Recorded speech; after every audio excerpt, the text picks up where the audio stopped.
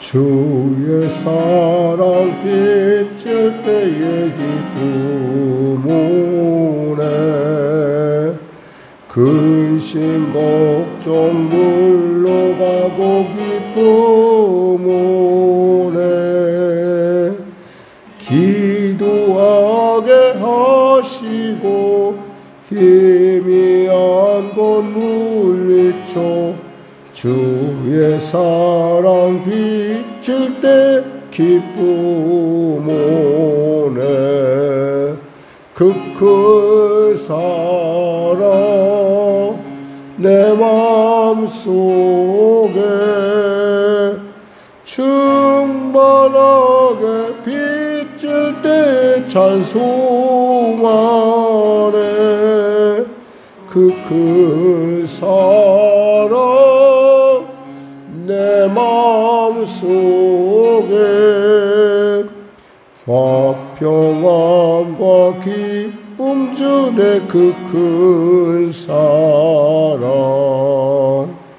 주의 사랑 비칠 때에 이 세상은 아름답고 활기차게 다 변하네. 화평 중에 내 영혼 영광스러운 새 생명 다시 찾게 되었네. 그 큰 사랑 그 큰 사랑 내 마음속에 충만하게 비칠 때에 찬송하네. 그 큰 사랑 내 마음속에 화평함과 기쁨 주네. 그 큰 사랑 주의 사랑 비칠 때에 이 세상은 아름소품 중한 짐이 다 사라져. 우리들의 가는 길 밝히 비춰주시며 복을 받게 하시네. 그 큰 사랑 그 큰 사랑 내 마음속에 충만하게 비칠 때에 찬송하네. 그 큰 사랑 내 마음속에 화평함과 기쁨 주네. 그 큰 사랑 주의 사랑 비칠 때에 그 광채가 찬란하게 우리들로 비치겠네. 세상 모두 이기고 천국 생활할 때도 주의 사랑 비치네. 그 큰 사랑 그 큰 사랑 내 마음속에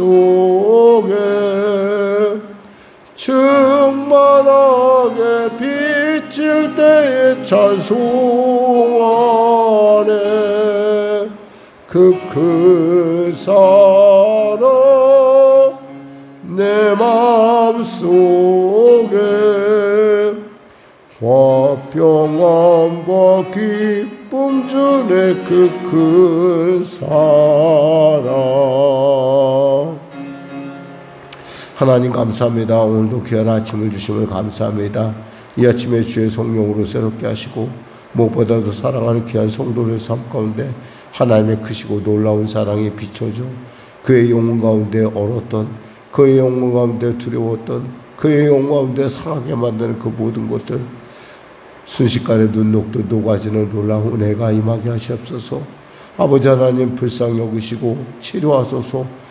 병든 자 치료하소서. 문제가 이제 해결하시고 눌린 자 자유케 하시고 길을 잃었던 자 길을 발견하는 복된 지금 구원의 시간, 은혜의 때가 되게 하여 주시옵소서. 눈을 여시고 귀를 여소서. 나라와 민족을 불쌍히 여기사 복음 통일 평화 통일케 하여 주시고 대통령부터 미정들이 예수 믿고 구원받아 하나님이 주는 지혜로 난국을 기회로 바꿀 수 있는 합력과의 선을 이루는 놀라운 역사 허락하여 주시옵소서.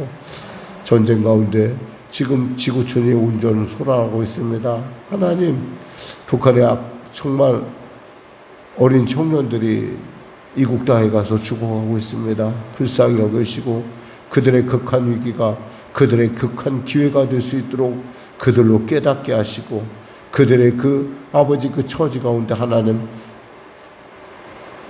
선택의 길이 열릴 수 있도록 주어 도와주시옵소서.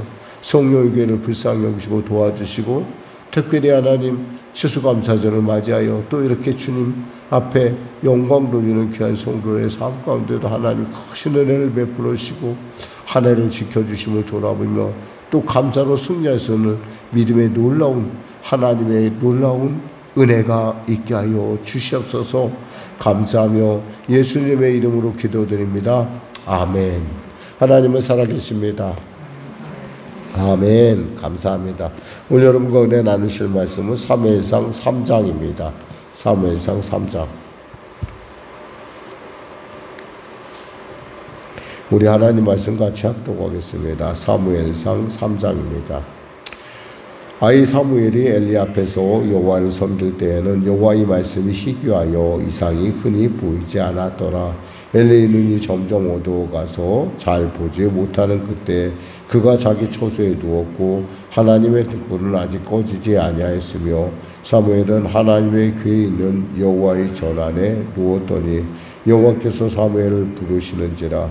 그가 대답하되 내가 여기 있나이다 하고 엘리에게로 달려가서 이르되 당신이 나를 부르셨기로 내가 여기 있나이다 하니 그가 이르되 나는 부르지 아니하였으니 다시 누우라 하는지라. 그가 가서 누웠더니 여호와께서 다시 사무엘을 부르시는지라. 사무엘이 일어나 여호와에게로 엘리에게로 가서 이르되 당신이 나를 부르셨기로 내가 여기 있나이다 하니 그가 대답하되 내 아들아 내가 부르지 아니하였으니 다시 누우라 하니라. 사무엘이 아직 여호와를 알지 못하고 여호와의 말씀도 아직 그에게 나타나지 아니한 때라. 여호와께서 세 번째 사무엘을 부르시는지라. 그가 일어나 엘리에게로 가서 이르되 당신이 나를 부르셨기로 내가 여기 있나이다 하니 엘리가 여호와께서 이 아이를 부르신 줄을 깨닫고 엘리가 사무엘에게 이르되 가서 누웠다가 그가 너를 부르시거든 내가 말하기를 여호와여 말씀하옵소서 주의 종이 듣겠나이다 하라 하니 이에 사무엘이 가서 자기 처소에 누우니라. 여호와께서 임하여 서서 전과 같이 사무엘아 사무엘아 부르시는지라. 사무엘에게 이르되 말씀하옵소서 주의 종이 듣겠나이다 하니 여호와께서 사무엘에게 이르시되 보라 내가 이스라엘 중에 한 일을 행하리니 그것을 듣는 자마다 두 귀가 울리리라. 내가 엘리의 집에 대하여 말한 것을 처음부터 끝까지 그날에 그에게 다 이루리라. 내가 그의 집을 영원히 심판하겠다고 그에게 말한 것은 그가 아는 죄악 때문이니 이는 그가 자기 아들들의 저주를 자청하되 금하지 아니하였음이니라. 그러므로 내가 엘리의 집에 대하여 맹세하기를 엘리의 집의 죄악은 제물로나 예물로나 영원히 속죄함을 받지 못하리라 하였노라 하셨더라. 사무엘이 아침까지 누웠다가 여호와의 집의 문을 열었으나 그 이상을 엘리에게 알게 하기를 두려워하더니 엘리가 사무엘에게 불러 이르되 내 아들아 사무엘아 하니 그가 대답하되 내가 여기 있나이다 하니 그가 이르되 내게 무엇을 말씀하셨느냐. 청혼을 내게 숨기지 말라. 내게 말씀하신 모든 것을 하나라도 숨기면 하나님이 내게 벌을 내리시고 또 내리시기를 원하노라 하는지라. 사무엘이 그것을 그에게 자세히 말하고 조금도 숨기지 아니하니 그가 이르되 이는 여호와이시니 선하신 대로 하실 것이니라 하니라. 사무엘이 전하서 여호와께서 그와 함께 계셔서 그의 말이 하나도 땅에 떨어지지 않게 하시니 단에서부터 부엘세바까지의 온 이스라엘이 사무엘은 여호와의 선지자로 세우심을 입은 줄을 알았더라. 여호와께서 실로에서 다시 나타나시되 여호와께서 실로에서 여호와의 말씀으로 사무엘에게 자기를 나타내시니라. 아멘. 말씀이 희귀한 때, 한마디로 말씀이 그만큼 가라다는 것이죠. 말씀이 정말 그러니까 우리가 말씀의 그 해갈, 말씀을 듣고 싶어하는, 사실 어떻게 생각하면은 요즘같이 말씀이 흔한 때는 없습니다. 그러나 그 말씀이 흔하다고 해서 그것이 다 내게 맞는 말씀은 아닐 수도 있죠. 그러니까 홍수가 났다고 해서 물이 다 먹을 수 있는 건 아닙니다. 어쩌면 홍수가 났을 때 우리는 정말 우리에게 필요한 말씀을, 우리가 필요한 물을 먹을 수 있도록 우리 스스로가 정말 구별할 줄 알아야 됩니다. 특히 요즘 같은 시대는 여러 가지 많은, 정말 우리가 상상할 수 없는 말씀들이 너무나 많죠. 근데 이런 말씀 가운데서 하나님께 내게 주시는 말씀, 하나님께서 내게 허락하신 말씀은 과연 무엇일까? 오늘 우리는 본문을 통해서 잠깐 한번 생각해 봅니다. 여기서 보니까 이 엘리가 눈이 점점 어두워져 간다고 돼 있어요. 2절에. 이 어두워져 갔다는 것은 무슨 얘기야? 한마디로 영적으로도 굉장히 어두워가고 있다라는 겁니다. 왜 꼭 목사님 눈이 어두워가는 것이 영적인 것과 무슨 상관이 있습니까? 우리가 모세를 보면 모세가 하나님께로 가는 120세 나이가 되었을 때 그때도 보면 그 눈이 예전과 똑같았다라는 얘기를 하거든요. 그러니까 눈이 어두워져 간다는 건 그만큼 영적으로 어두워져 간다는 것이고, 어두워지니까 하나님의 말씀을 잘 분별하지 못하죠. 사실 하나님께서는 엘리에게 말씀하지 않은 것이 아닙니다. 우리가 이미 2장에서 봤듯이 하나님께서는 분명히 엘리에게 그 아들들의 죄악에 대해서 돌이킬 수 있는 기회를 주었고, 또 그 아들을 사랑하는 것이 하나님 사랑보다 더했다라는 것에 대해서 하나님께서 분명히 말씀하시죠. 29절에 보면, 2장 29절에 보면 이렇게 말씀하십니다. 너희가 어찌하여 내 처소에서 명령한 내 재물과 예물을 밟으며 내 아들들을 나보다 더 중히 여겨 내 백성 이스라엘이 드리는 가장 좋은 곳으로 너희들을 살찌게 하느냐라고 얘기했어요. 그 하나님께서 보실 때 지금 엘리의 처사는 결코 옳지가 않다는 거예요. 분명히 우리가 교육에 있어서 정말 중요한 것은 삶으로 보여질 뿐만 아니라 잘못된 것에 대해서 분명하게 우리가 태도를 취하지 않으면, 우리 원래 그 인간의 속성이라는 것이 어떤 습관이나 어떤 그런 우리의 태생이나 이런 것으로 결정되지 않는다는 겁니다. 우리 흔히 착각하기를 모태신앙자니까 신앙생활 잘할 거야 얘기하지만, 사실 하나님을 인격적으로 만나지 못한 사람은 거의 불신자나 다름이 없습니다. 그의 하는 행동이 거의 종교에 가깝고, 사실 하나님을 직접 만난다는 것, 대면한다는 것 이상의 영광은 없죠. 그리고 그 하나님을 대면할 때 비로소 하나님의 사람이 된다는 거 우리가 알 수 있습니다. 오늘 보니까 하나님께서 사무엘을 부르십니다.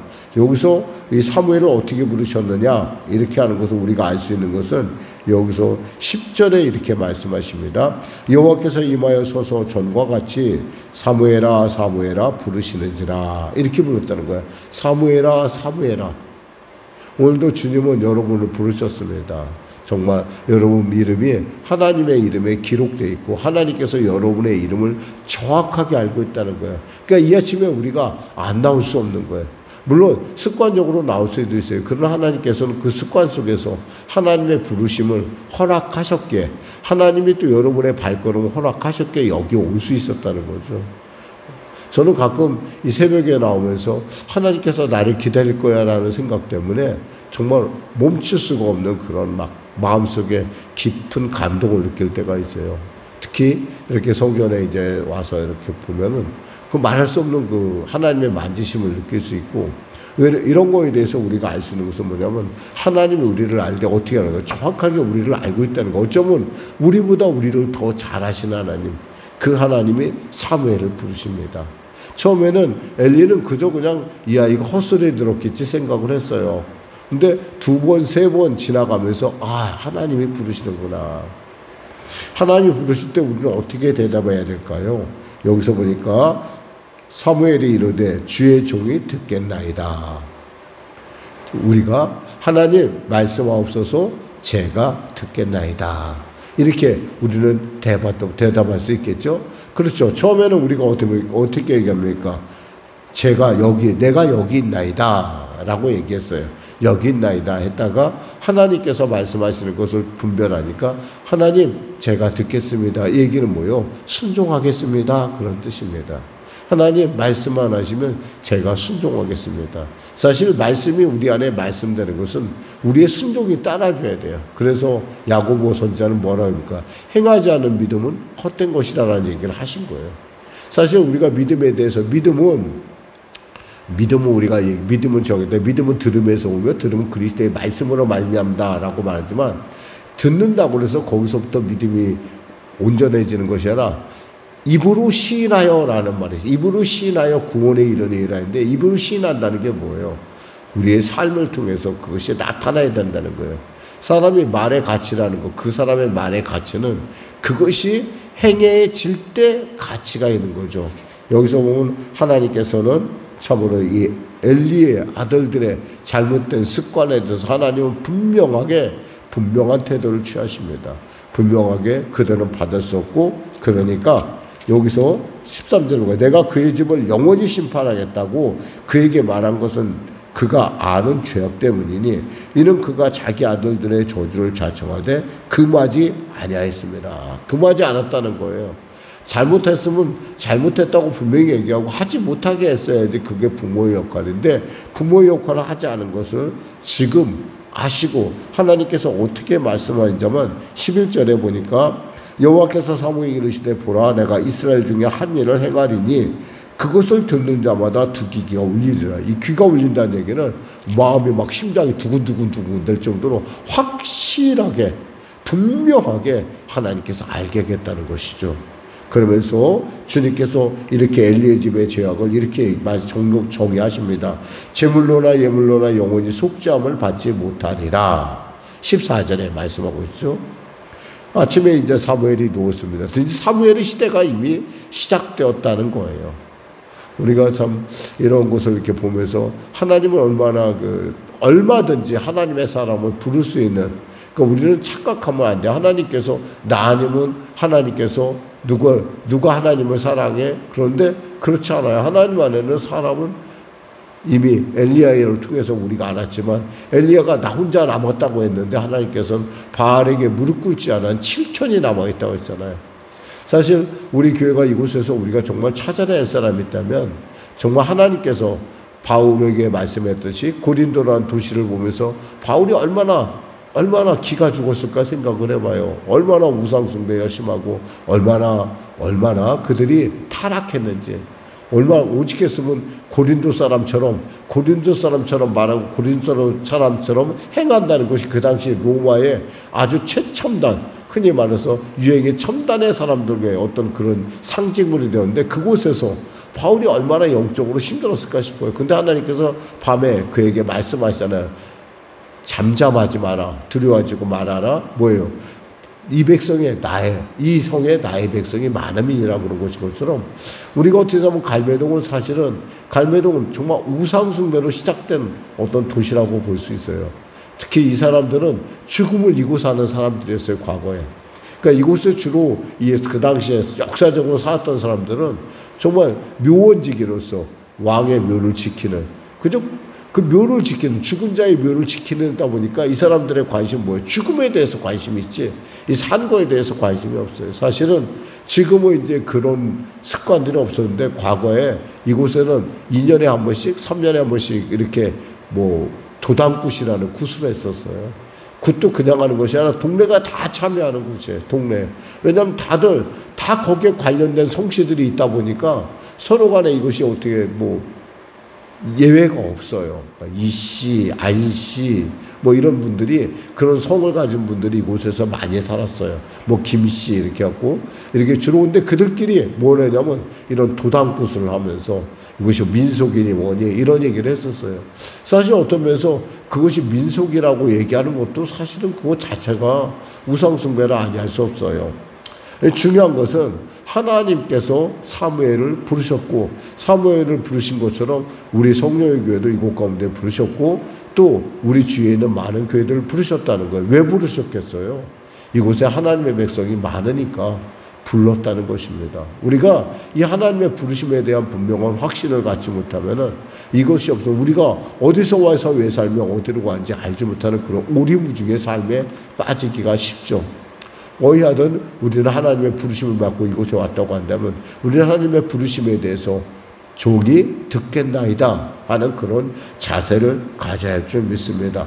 여기서 보니까 19절에 사무엘이 어떻게 하냐면 이렇게 말씀해요. 사무엘이 자라매 여호와께서 그와 함께 계셔서 그의 말이 하나도 땅에 떨어지지 않게 하셨다 그랬어요. 주의 종의 어떤 주의 사람의 은혜, 그의 정말 이 사람이 참 주의 종이고 참 하나님의 사람이냐 하는 것은 그의 말이 땅에 떨어지지 않아야 된다는 거죠. 어쩌면 우리가 정말 예수 믿는 사람들은 특별히 말 조심을 진짜 많이 해야 되고, 정말 이것이 하나님의 말씀 아니면은, 하나님의 말씀 아니면 안 하는 게 얼마나 유익하고 얼마나. 그래서 오죽했으면 하나님의 말, 이 말은 자기가 제일 먼저 영향을 받게 돼 있거든요. 근데 여기서 사무엘은 뭐냐면 하나님께서 한 말, 그 말 하나도 떨어지지 않게 다 응했다는 것이죠. 그래서 어떻게 하냐. 20절에 단에서부터 보엘세바까지 온 이스라엘 사무엘은 여호와의 선지자로 세우심을 입은 줄을 알더라 그랬어요. 그렇습니다. 여러분이 이곳에 부르심은 그냥 온 것이 아니라 하나님께서 여러분을 부르셨는데, 여러분 다만 그곳에 사무엘아 듣지는 않았을지 모릅니다. 그러나 하나님은 늘 말씀하시는 분이라는 걸 우리는 압니다. 그리고 그 말씀 속에서 우리는 길을 발견하고, 말씀 속에서 우리는 하나님의 살아계심을 분명하게 우리의 삶을 통해서 나타내야 할 줄 믿습니다. 기도하겠습니다. 하나님 감사합니다. 말씀을 전했습니다. 오늘도 우리를 부르시고 이곳 가운데 인도하신 주님, 하나님, 주님의 마음이 우리 안에 닿았음에 우리가 다시 용기를 얻고 우리의 결핍이 주 안에서, 우리의 상처가 주 안에서 다시 새로운 하나님의 놀라운 만지심으로 말미암아 누군가를 바라볼 수 있는, 누군가를 이해할 수 있는 또 삶의 폭을, 삶의 그 영역을 넓혀주시는, 그리고 그들을 위로할 수 있는 자의 위치에 우리를 올려놓으시기 위한 하나님의 크신 부르심 좀 믿습니다. 사랑하는 성도들, 자신의 부르심에 대한 분명하고 확실한 태도와 또 그 삶의 모습을 갖고 하나님께 영광 돌리는 우리 모두가 되게 하여 주시옵소서. 예수님의 이름으로 기도드립니다. 아멘. 우리 말씀 생각하고 찬양하고 기도하겠습니다. 찬송가 442장입니다.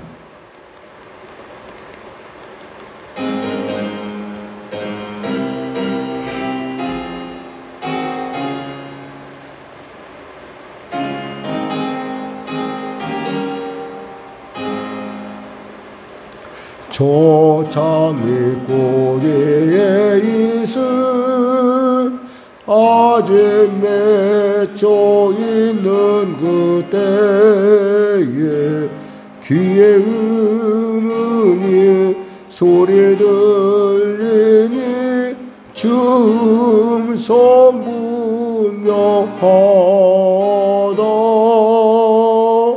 주님 나와 동행을 하면서 나를 친구 삼으셨네.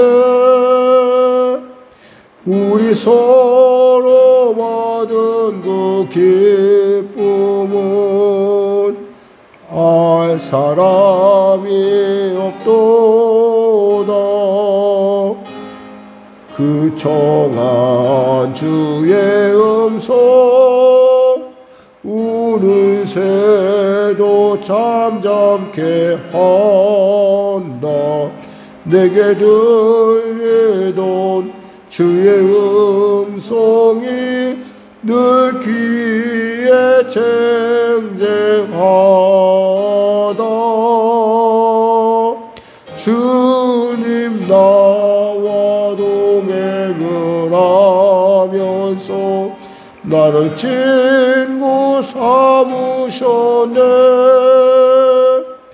우리 서로 받은 그 기쁨은 알 사람이 없도다. 밤 깊도록 동산 안에 주와 함께 있으려 하나. 괴로운 세상에 할 일 많아서 날 가라 명하신다. 주님 나와 동행을 하면서 나를 친구 삼으셨네. 우리 서로 받은 그 기쁨은 알 사람이 없도다. 하늘에 계신 우리 아버지, 아버지의 이름을 거룩하게 하시며 아버지의 나라가 오게 하시며 아버지의 뜻이 하늘에서와 같이 땅에서도 이루어지게 하소서. 오늘 우리에게 일용할 양식을 주시고 우리가 우리에게 잘못한 사람을 용서하여 준 것 같이 우리 죄를 용서하여 주시고 우리를 시험에 빠지지 않게 하시고 악에서 구하소서. 나라와 권능과 영광 영원히 아버지의 것입니다.